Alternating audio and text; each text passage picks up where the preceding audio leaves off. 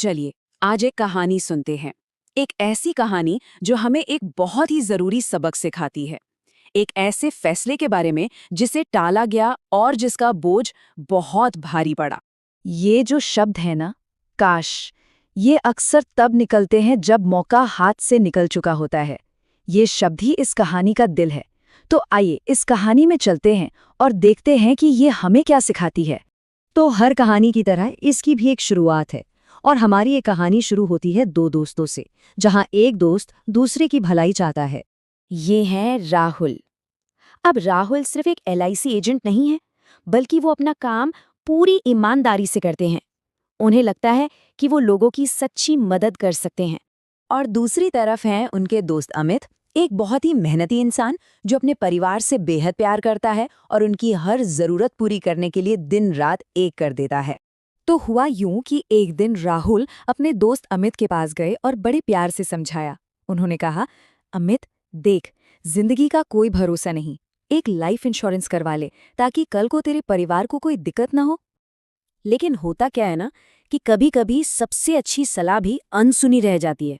और यहीं से कहानी में एंट्री होती है टाल मटोल की। अमित ने हंसकर बात टाल दी। बोले, अरे छोड़ यार, अभी क्या जल्दी है, मैं तो एकदम फिट हूं, बाद में देखेंगे। और ये सोच, ये कितनी आम है ना? हम सब कभी ना कभी ऐसा ही सोचते हैं। और ऐसा नहीं था कि राहुल ने बस एक बार कहा और छोड़ दिया। नहीं, उन्होंने बार बार कोशिश की अपने दोस्त को समझाने की, पर हर बार अमित कोई ना कोई बहाना बनाकर बात टाल देता। लेकिन जिंदगी हमारे प्लान्स के हिसाब से तो नहीं चलती, है ना? और बस कुछ ही दिनों में कहानी ने एक ऐसा दर्दनाक मोड़ लिया जिसकी किसी ने कल्पना भी नहीं की थी। वो एक बिल्कुल आम सी रात थी, लेकिन किसी को क्या पता था कि वो रात अमित और उसके परिवार के लिए सब कुछ बदलकर रख देगी। एक सड़क हादसे में अमित की जान चली गई। एक ही पल में सब कुछ खत्म हो गया। एक हंसता खेलता परिवार पूरी तरह से बिखर गया। काश हादसे के बाद बस यही एक शब्द रह जाता है। और अमित के परिवार के लिए ये काश एक ऐसा दर्द बन गया जो शायद कभी खत्म नहीं होगा। कुछ वक्त गुजरा, फिर एक दिन अमित की पत्नी आंखों में आंसू लिए, दिल में एक छोटी सी उम्मीद लेकर राहुल के पास पहुंची।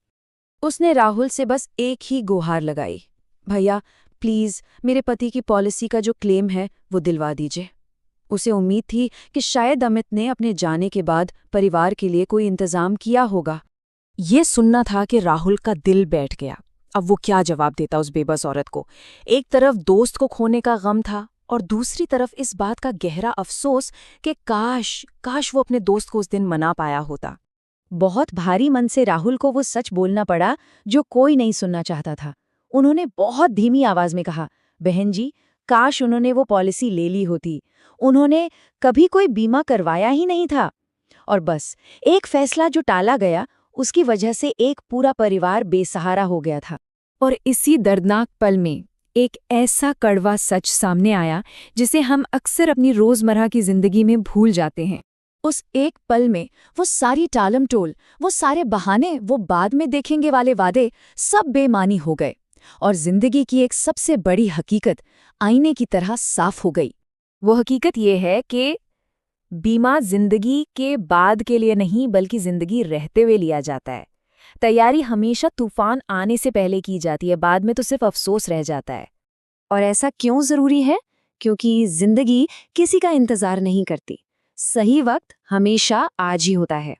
ये कहानी हमें यही याद दिलाती है कि अपनों के भविष्य को सुरक्षित रखना हमारी सबसे बड़ी जिम्मेदारियों में से एक है, क्योंकि सच्ची देखभाल का मतलब ही यही है, जिंदगी के साथ भी, जिंदगी के बाद भी।